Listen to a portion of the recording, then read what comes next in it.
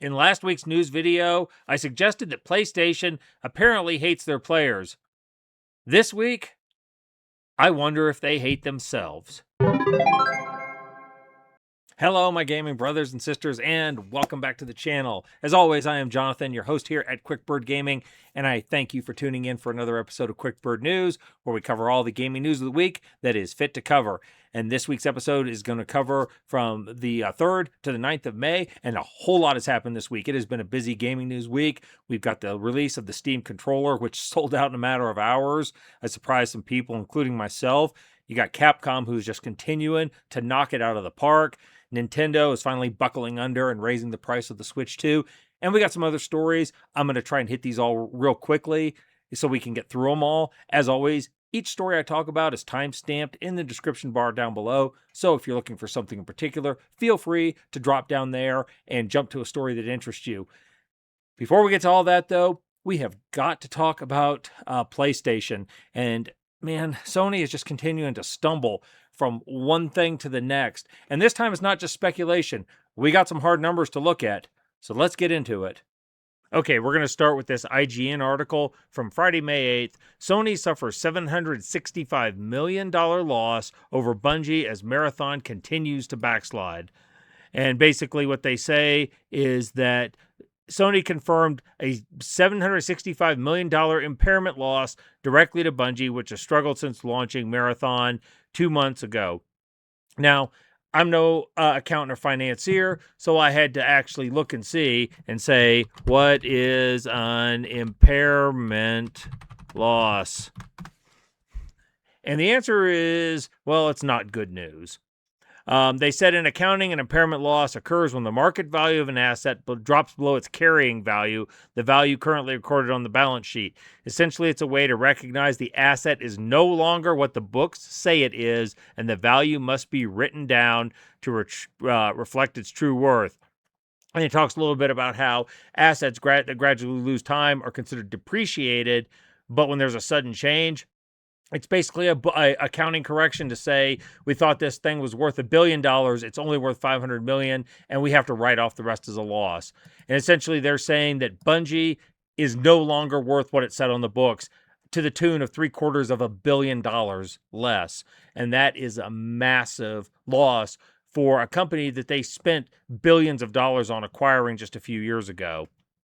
Now, and then it goes down here and it says Marathon leads to the massive markdown, and it's talking about the player counts and so on.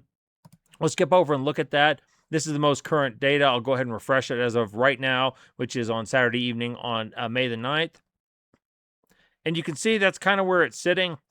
It's sitting in that 10 to 15,000 player range. And then the last week, that's where its peaks have been, 13, 14. Now, I mean, some people I've seen saying, well, it's found its floor. It's not going to drop any lower. I don't know about that. You know, if you look at the max, it is still on a steady downward trend since launch, which a lot of games do, but it never had the player base or the active player base to sustain a live service. You know, and I've seen some estimates, and I may have covered this already, where they said as many as 2.2 million players have played Marathon. Even if all of those players were played, it paid for full value, that they weren't on, I don't know if this game was on Game Pass or on PlayStation Network or whatever, you're still talking less than $100 million in revenue, which is far below the estimated development cost of this, plus ongoing development cost of it. So this is not going well for Sony. The fact that they have had to write down a huge purchase like this within a couple of years of doing it is an enormous business loss, and it's not a good thing. And this is not the only bad news for Sony. I'm going to clip over here to this Engadget article, which was also published on Friday, May 8th. Seemed to drop a lot of bad news at the end of the week. Sony PS5 sales fall off a cliff amid memory shortages. And they said the memory shortages that forced it to raise PS5 twice in less than a year. Sony sold just 1.5 million PS5s in its fourth fiscal quarter, down 46% from the year before. And the company was relatively gloomy about its gaming division's prospects next year, too, forecasting that revenue would fall 6% or about $1.7 billion. Now, they said the gaming division revenue was up slightly for the entire 2025 fiscal year from $29.9 billion from $29.8 billion from the previous year, so $100 million more.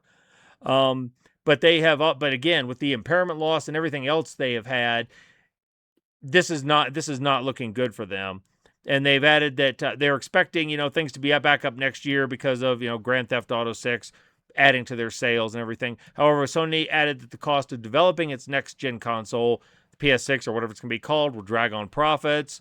They say income forecast essentially going to be flat year over year without counting the impairment charge, that they just wrote down. And, $750 million is quite a bit to write off your valuation of your company. And then they say we play that it's okay, I lost my place. Okay, it says this is the first time Sony has acknowledged the PS6, and statement implies its development costs are rising. And then this talks a little bit more about the memory shortages, which are going to be driving price, and the fact that the PS5 has risen $150 just in the last couple of years. It has gone up in price. So you've got raising prices, falling sales, and then you just wrote off a massive amount of your company. It is grim times over there at Sony, and I'm not sure they are banking on the right ideas. I'm going to cut to this WCCF Tech article, and this was also from May 8th. Sony aims to improve Marathon's performance, but bets on Saros and Marvel's Wolverine to grow first-party title revenue. Most of this article talks about Marathon, so we don't need to cover it. I just want to find the relevant point here. That said, Marathon is not the first-party release that Sony is looking to when it comes to increasing revenue contributions from first-party titles. That falls instead on House Marquee's recent release, Saros, and Insomniac Games' upcoming Marvel's Wolverine, which is, I think, scheduled to release around September 12th or 15th. We have many appealing first-party titles scheduled for FY26, including Saros and Marvel's Wolverine, which is slated for release in September. We expect the contribution to earning of first-party titles to exceed fiscal year 2025. Well, that wouldn't be all that difficult because other than Ghost of Yotai and their sports franchises, Sony didn't really have shit for first-party titles last year. So, it's kind of hard when you say we're going to do better than nothing. You expect that. Even this strategy might not be a winner. Now, I'm going to want you to take this one with a grain of salt because this is still speculative. But I'm going to kick over to this Games Rant article from Thursday, May 7th. And it says, new PS5 exclusive Saros may be struggling. The latest game, PS5 exclusive Saros, has seemingly been struggling on the download charts, especially compared to its developer's previous game. It's made by the Finnish studio House Marquee, or House Mark, which is best known for its 2021 game Returnal. And let's say the hype surrounding Saros was quite high for its release. However, now that the latest download charts are in, it appears the hype may not have translated into an immediate influx of players. And it says that Sony recently published the PS Store top downloads for April, with Saros landing at number 11 in the US and Canada and number 17 in the EU. Now, here's the key point that I want you to bear in mind as you read this, because this is not necessarily a grim strike against them. Although the game technically launched on the last day of April, these numbers could still suggest that its early access period and day one player count haven't been as impressive as some might expect from a PS5 exclusive, especially when compared to Returnal. And here's a small chart showing where those two games fell relative to each other in the month of their release. Now, like I said, this game did not release until April 30th, so this chart only reflects 1 day of sales. That could mean that it's going to show a much better improvement in May. However, with pre-orders and everything else too, it's hard to say what this really means. But I point this up because this isn't like, streamer Jonathan at QuickBird Games who's making this point. This is coming from the game's media, and Game Rant wasn't the only one to make this point. They're bringing this up. This maybe wasn't as good as expected, but it is hard to say. And I think that, come May, we'll see. Sony obviously hasn't released any sales data. And I know that there were other sources. Apparently on Amazon, it was selling very well. The physical copies of Saros were. So it still could do well. it still could be helping lead Sony, it's lead their momentum and help start getting more revenue in. But they, $750 million, even for a company like Sony, is nothing to sneeze at. When you basically say our company is overvalued that much, we're writing it off as a tax loss. That is not good for Sony. It's not good for Bungie. I overheard somebody, and I don't remember who it was, that they thought Bungie might have one more game in them.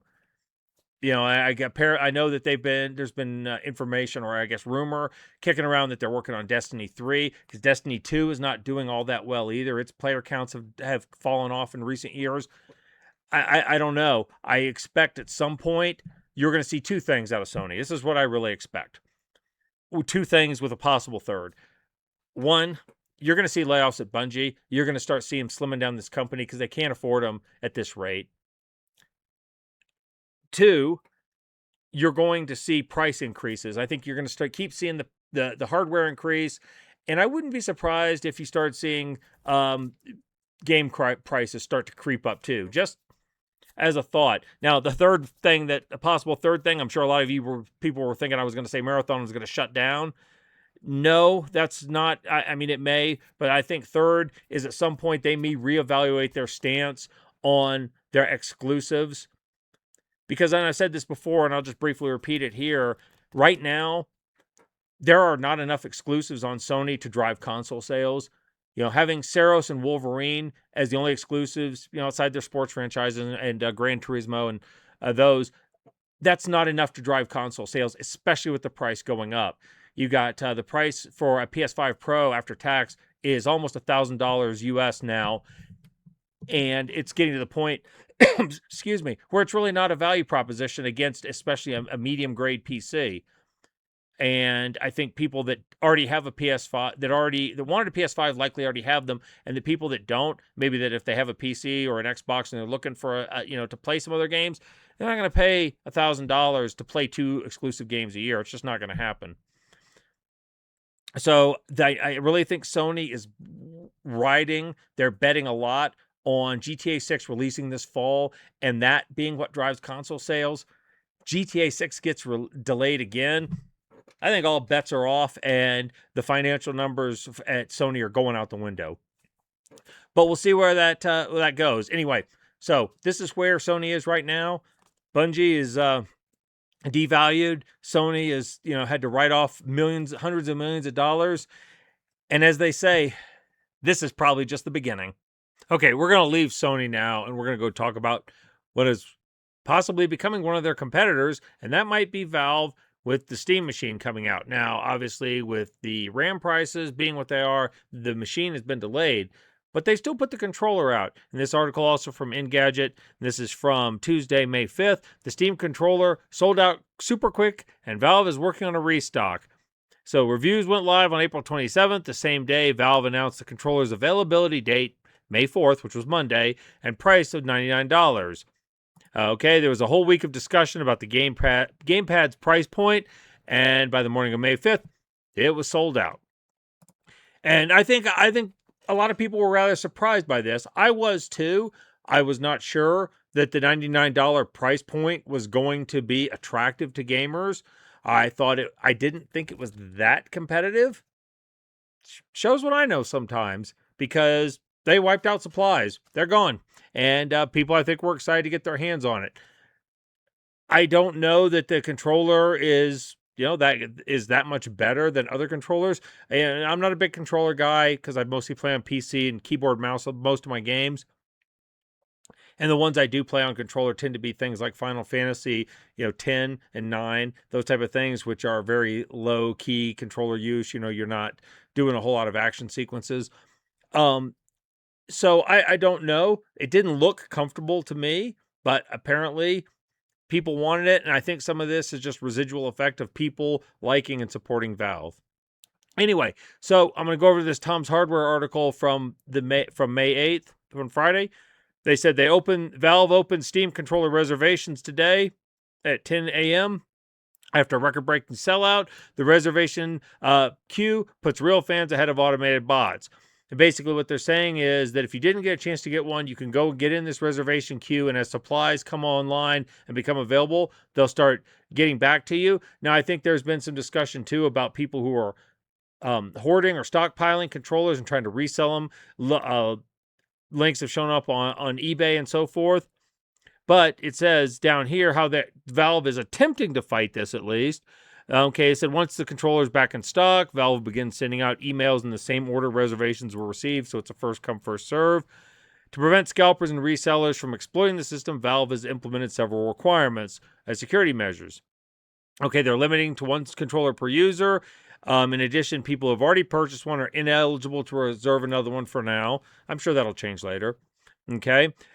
Any Steam account wishing to participate in the reservation must have made at least one purchase on Steam before April 27th of this year. This requirement reduces the likelihood of fake or newly created accounts exploiting the system. So in other words, they're trying to make sure you're a legitimate account in good standing without any existing bans or anything, and then they'll email you and you got 72 hours to complete your purchase, or it's going to roll to the next person in line. So I don't know that these methods are going to be foolproof. I don't think there is any method that would be 100% foolproof, but they're trying to take proactive measures to make sure that people who are playing on Steam are getting a chance at this at the first crack at it. And I think this is just, goes this just goes along with what Steam normally does. They really, although I know they're not perfect, they just really are the most customer-focused distribution platform on the web right now, with the possible exception of GOG, who's just a little bit smaller than them. They really are, and they're trying to do it right. I want to say I saw somewhere that eBay was even removing it. I don't know if it was a measure of good faith or what the rationale was, but they were removing listings of the Steam controller. I don't know if that's true. I may have imagined it, so don't take my word for it. But if so, just another sign of how people want this to succeed and want people want to support Valve. If you've got a Steam controller and you've had a chance, once you have a chance to try it out, leave me a message down below and let me know. I'd be curious to see what you think and how it stacks up to other controllers. I can read professional reviews, but I love to hear from the users too. So if you get one, let me know what you think. Okay, I spent a lot of time on those first two stories, so we're going to try and go through the rest of this week's news relatively quickly. I want to touch on two articles that really are just highlighting what a year Capcom is having. They are just absolutely kicking ass, and it's great to see. The first one is this Eurogamer article from Friday, May 8th. Resident Evil Requiem's new game mode is here, free to download, and it looks like bloody chaos. They have a new game mode out, which is free for all who've made it through the main story. The game mode is known as Leon Must Die Forever. Okay, and they say the additional minigame challenges you to clear numerous stages as Leon while unlocking exclusive enhancer abilities. And it says the studio added it's packed with replay value. Can you make it to the end alive and defeat the boss within the time limit? So this is a free DLC essentially, or download to go with, an additional mode to go with the game for people that have already beaten it, which is really cool. This game has only been out for a couple months and they're adding content. I understand it's not like a full blown DLC, but it's still adding content and keeping the replayability of the game going, which I think is awesome. Next, I just want to touch on this Games Radar article from Wednesday, May 6th. Pragmata hits 2 million sales in 16 days after Capcom. And after Capcom teased its potential future as a franchise, I'm even more hopeful for a sequel. And this article just says that basically it sold 1 million copies in 2 days, and it's proving itself as the best rated Capcom game on Steam, and now 2 million sales in 16 days. So they're having a great run, and this links to another article that's saying that this is an IP we can continue to go down. So for Capcom, this game, which was in development hell for 5 or 6 years, the fact that it's come out and it's done so well, they are having a great 2026 so far. Not to ignore Monster Hunter Stories 3, I think, has come out and has been well received. They still have Onimusha coming out later this year, the Onimusha game that they're putting out. Capcom's having a great year, and gamers are loving their stuff. So this is just a win all around for everybody. Okay, next up, I want to touch on this article from GamesIndustry.biz, also from Friday, May 8th. This just real quickly. Nintendo hikes the Switch 2 prices, revised console costs in Japan, US, Canada, and Europe. And they said that they have announced a price increase for both Switch and Switch 2 in Japan and US, Canada, and Europe. Okay, only the Switch 2 will be affected. The decision, announced with Nintendo's latest financial results, which we'll touch on in a second, was made in light of changes in market conditions after considering the global outlook. In other words, RAM has gotten out of control. That's what they're trying to say. Now, this is also from GamesIndustry.biz, same day, that they say Nintendo fiscal year sales basically soared 100%. It doubled from the previous year because of the launch of the Switch 2. And they come down here and they say that 106% increase in dedicated platform sales, totaling $14 billion from hardware, software, and accessories. Now, this just really goes into a lot of, nitnoid fine detail, but this is what I thought was interesting. Total Switch software sales reached 137 million units, down 12% from year over year. So they sold all these extra Switches because the Switch launched in 2025, so last summer, but they sold less software. And so I think that's kind of interesting, coming back over here to the first article, and here is kind of what it's looking like for the price changes. This is for the yen for the Switch and Switch 2. The United States, $50, Canada, $50, €30 in the European Union. So, roughly 10-ish%, 8 to 10%, or 10 to 12% price increase across the board for their hardware. Now, don't forget that Nintendo, this is going over to Tech Radar from back at the end of March, they cut their Switch 2 production significantly due to weak holiday sales, and now aims to produce 4 million, 6 million instead of 6 million this quarter.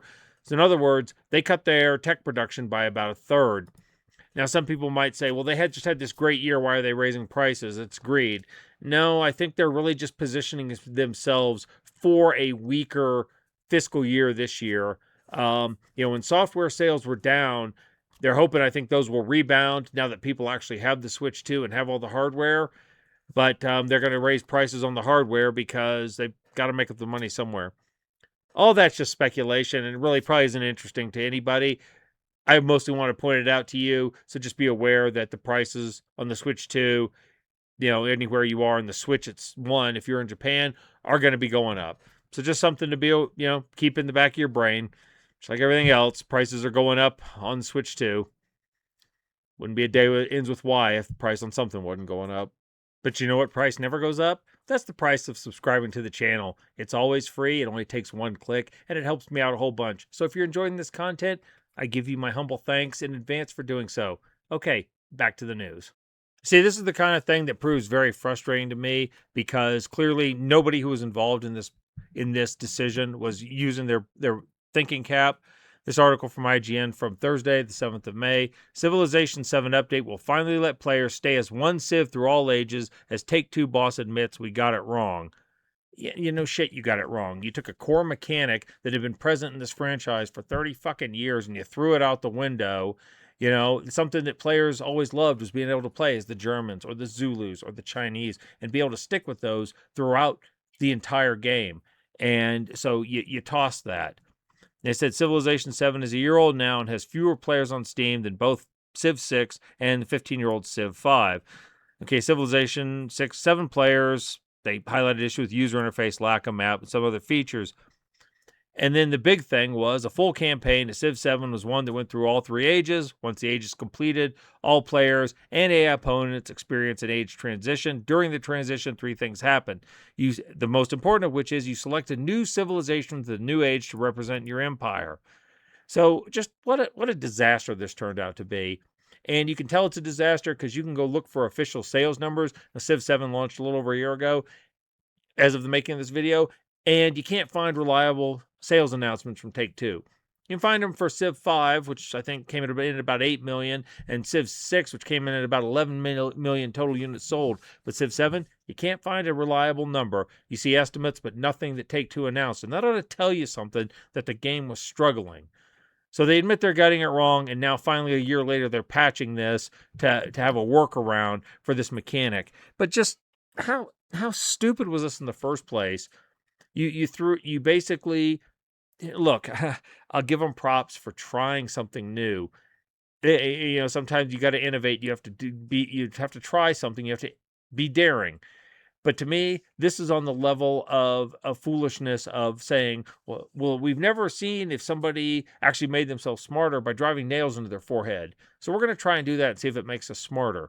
The odds were not with you making this change in the beginning. So now they're going to patch this out. They're going to take the nails out of their forehead. And maybe they'll learn their lesson next time that, some things, while change can be okay, it's not always good. And some things you shouldn't mess with, like the core design of the franchise that people want to see. Maybe they'll learn, but I doubt it. Sometimes I miss out on developing stories because I'm not playing the games that they're involved with. I've said before, I don't play multiplayer, especially shooter types. So I didn't see this story until I was researching. And this article came from IGN from Friday, May 8th. Helldivers 2 dev promises more content is on the way as disgruntled players drag Steam reviews down to mostly negative. And this was a surprise to me because the last I had heard, Helldivers was doing fairly well, or Helldivers 2 was. They said that Arrowhead has addressed significant concern, teasing new upcoming content amid mostly negative Steam reviews. And these reviews have come in response to dissatisfaction with recent updates and a perceived lack of content. And the rest of this article goes down to talk about some of the changes that are going to be made in the game, a lot of which I didn't understand because, like I said, I don't play. But I was curious, and I did go over to the Steam page and look, and sure enough, Helldivers 2, it is sitting at mostly negative, 36% in the last month. And when you read the comments, they are saying, problems with game balance and the content that's been added, and just generally doesn't seem as much fun as it was before. So that was interesting. And if you go to the Steam database, this is for Helldivers as well. We'll go to the 1 week. You can see they're still clocking in at 40 to 50,000 players a day.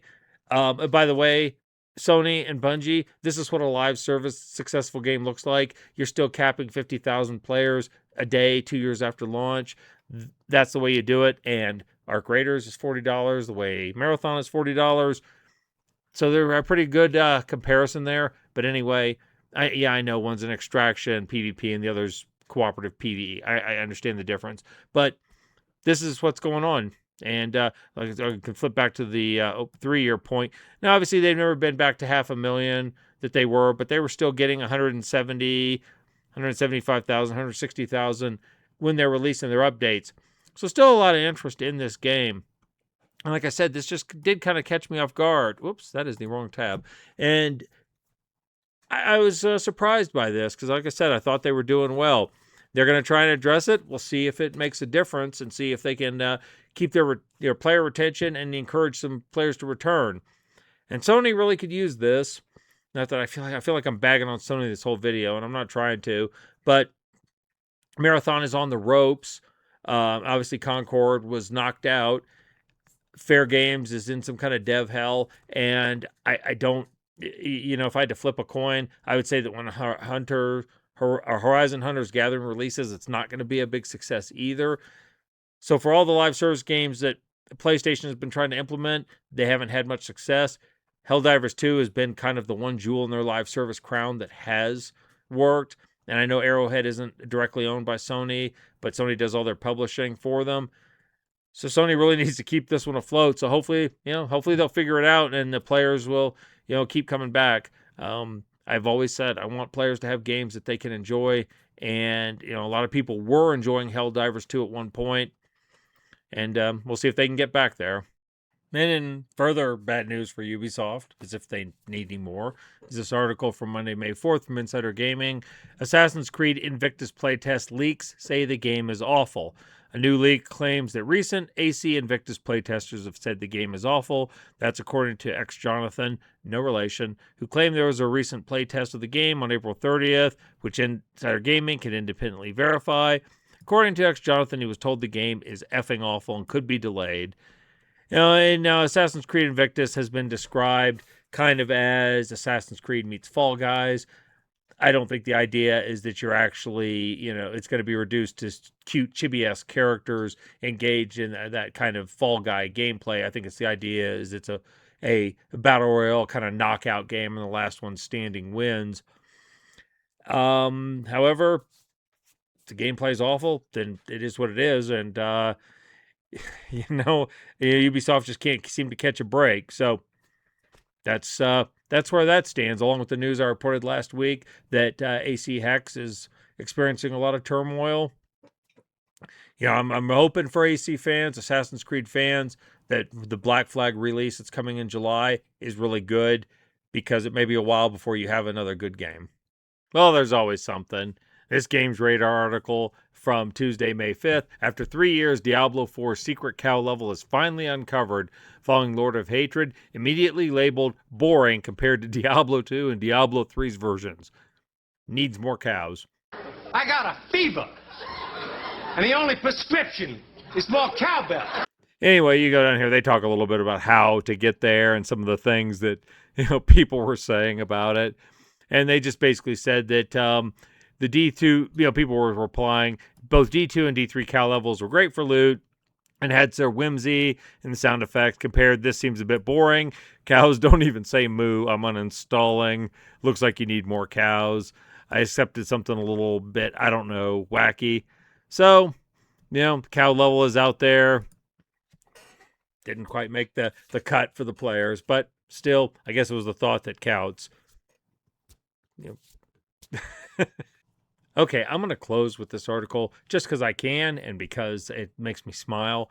This is a massive rumor and should be taken as such, but if it does turn out to be true, I want to say I covered it early. So this Game Rant article from Thursday, May 7th, rumor, Fromsoft could be making a pirate game. A bold new leak is claiming the next Fromsoft game could be something completely unexpected, potentially giving pirates the spotlight before the Dustbloods even come out. Okay, and they talk about their other games they've made. First and foremost, it's important to know this leak came from 4chan. I know. Granted, there have been some leaks shared on 4chan that have turned out to be true, but should be taken with a massive grain of salt. The leak in question suggests that From Software's next game is called Cerulean Onslaught and is a dark action RPG that could release before the Duskbloods. Okay, all the leak says the main objective involves players sailing in the ocean, exploring islands. Player's ship will allegedly serve as the central hub. Okay, and they're saying it could be announced as soon as next month, according to the leaker. They're intending to make an announcement at Summer Game Fest, which I will be covering live. So that should be interesting. And then they basically say it could be out, supposedly come out in August, which would be before Dustbloods is expected. Now, again, I don't know how true this is. I would say, again, if I had to pick one or the other, it's probably not true. But if it is true, you heard about it here, it'll be something to watch out for, and you can say you saw it on my channel first, maybe. All right, y'all, I'm going to bring this video to a close. As usual, I have probably talked long enough. And just as a note, and I thought about this when I was doing the clip on Helldivers, it may feel like I went after Sony pretty hard in this video, and I probably did, but that's because really, when it gets right down to it, all I want is for everybody to have good games to play that they enjoy, and lots of them at a reasonable price. And even though I know some people love the PlayStation ecosystem, I don't always think that.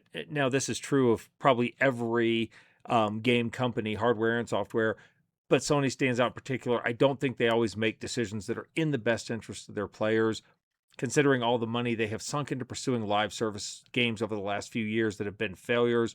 That really bothers me, because that detracts from them being able to put out other good games. I mentioned their lack of exclusives, and I think that really it has, eroded the services they're actually offering people who have faithfully invested into their system. So really what I just want is I want them to be better for you, the gamer, because I always want my peers, my friends, my compadres and associates in the gaming world to have lots of good games. And I just don't think that PlayStation, fans are getting what they signed up for compared to, the PlayStation 4 era, where the number of exclusives and good exclusives was legion compared to the PlayStation 5 era. Anyway, so if you did enjoy this content, please drop a like on it. I appreciate when you do that. And if you do get a Steam controller, let me know how it works. I'm really curious what you think of it. Like I said, I can read professional reviews, but I love to read the user reviews more because I think that's more applicable. I will be back next week with more Quick Bird news to talk about. I'm sure we'll have ourselves a good time then too. Until then, thank you for tuning in. I'll see you next week. You all go out there, live your best lives, and you all stay gaming.